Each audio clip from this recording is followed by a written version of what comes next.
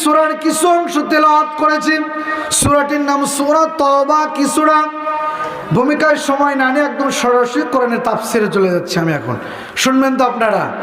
এবার কোরআন থেকে তাফসির, আমি কোরআন খুললাম। এইবার দেখেন সূরাটির নাম সূরা তওবা। সূরার নাম কি? আয়াত নাম্বার 111। কত নম্বর আয়াত? 111। দেখি আল্লাহ এই আয়াতে কি বলেছেন। ইন্নাল্লাহ আশতারা মিনাল মুমিনিনা আনফুসাহুম ওয়া আমওয়ালাহুম বিআন্না লাহুমুল জান্নাহ। সুবহানাল্লাহ পড়ে আল্লাহ পাক বলছেন ইন্না, আমার নিশ্চয়, ইন্নাল্লাহ আশতারা, যারা আল্লাহকে ভয় করে। কাকে ভয় করে?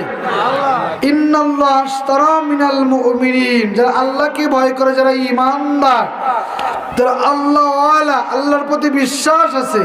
ইন্নাল্লাহ আশতারা মিনাল মুমিনিন, এখানে আল্লাহ পাক মুমিনদেরকে লক্ষ্য করে বললেন।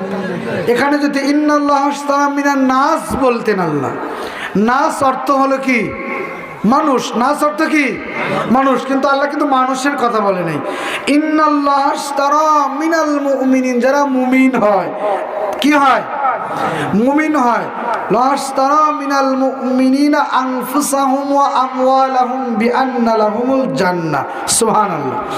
যারা মুমিন হয় এরা যদি দুটি কাজ করে আসতে পারে, আমি আল্লাহ তাদেরকে কিয়ামতে বিনা হিসাবে জান্নাত দেব। সুবহানাল্লাহ। কি হিসাবে জান্নাত? বিনা হিসাবে জান্নাত। তাহলে বলুন তো, বিনা হিসাবে জান্নাত যেতে চাই কি চাই না? চাই কি চাই না? কবরে যখন একজন মাইয়াতকে রাখা হয়, ওই মাইয়াত যদি দুইজন ব্যক্তির পরিচয় দিতে পারে। কয়জন ব্যক্তি? দুইজন ব্যক্তির পরিচয় দিতে পারে। আল্লাহ বলে ফেরেশতা, ওই ব্যক্তিকে আর প্রশ্ন করো না, ওই ব্যক্তির কবরটা জান্নাতে মনোয়ার করে দাও।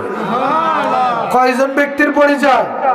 শেখ হাসিনার পরিচয়, খালেদা জিয়ার, জামাত ইসলামের ডক্টর শফিকুর রহমান, চরমুনার ফজলুল করিম পীর সাহেব, আটরশির পীর খাজা বাবা, ফুরফুরার পীর আবু বকর, তারপরে খেলাফত মজলিসের আল্লামা মামুনুল হক। এদের পরিচয় দিলে মনে হয় কবরে পার পাওয়া যাবে। এই বিশ্বাস আপনাদের? আল্লাহ পাক বলে কবরে দিলে কবরটার সঙ্গে সঙ্গে জান্নাত হয়।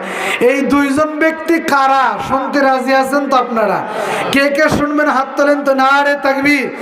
এই দুইজন ব্যক্তির পরিচয় জেনে, দুইজন ব্যক্তির সাথে সম্পর্ক করে, এদের সঙ্গে ভালোবাসা করে কবরে গিয়ে বিনি হিসাবে কবরটা জান্নাত বানাবো। সকলেই রাজি আছেন তো? আল্লাহ আমাদের কবুল করুন, সকলেই পড়ুন আমিন। তাহলে যে আয়াতে কারিমা তিলাওয়াত করেছে, আয়াতে আল্লাহ পাক বলেন